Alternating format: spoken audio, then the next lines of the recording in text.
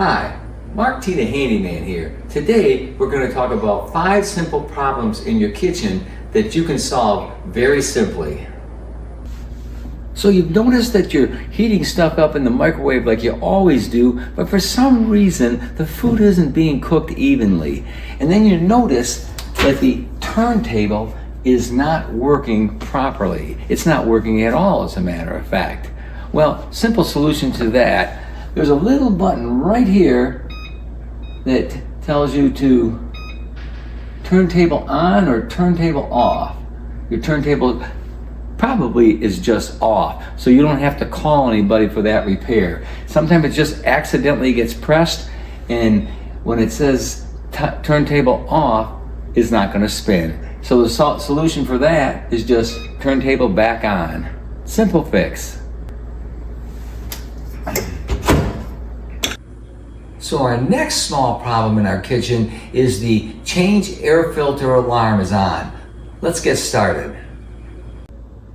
So the first thing you need to do is you need to order a new air filter for your refrigerator, unless you already have one. If you're going to order one, then you're going to need the model number of the refrigerator. On this LG refrigerator, the model number and serial number tag is located right here. You might have to search around to find the tag, but once you find it, take a picture of it or write down the information, and then you can order the new air filter online. Or you can go to one of the box stores or appliance stores that sells refrigerators. The first thing we want to do is we want to take the filter casing and turn it counterclockwise. That'll remove the casing from the refrigerator wall. Now we want to replace the filter. When we put the new filter in, we want the cross to be facing outward so you can see it.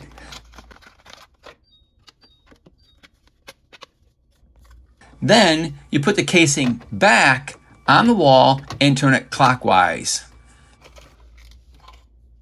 The last thing we need to do is reset the filter alarm. Just push the button underneath the alarm and hold for 3 seconds. The next small kitchen problem you might have is you're getting the change the water filter alarm.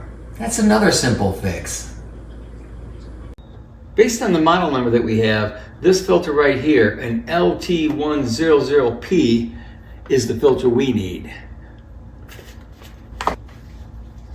In this particular refrigerator, the filter is located on the left side, up near the top of the refrigerator.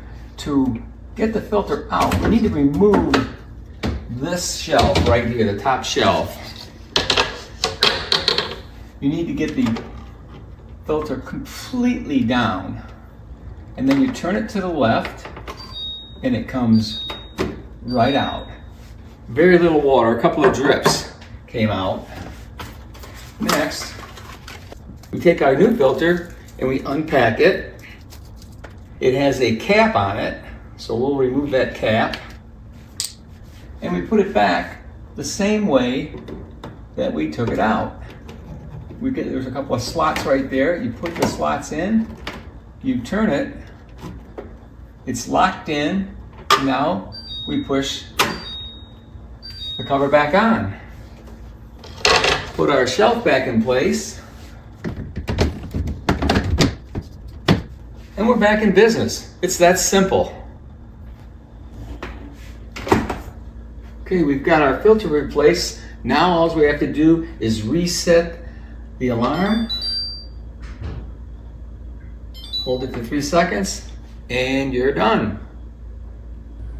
So your next small problem you might have is right underneath your sink.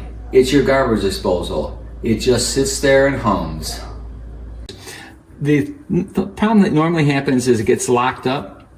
So what you need to do is either have a tool that came with the garbage disposal or just an Allen wrench.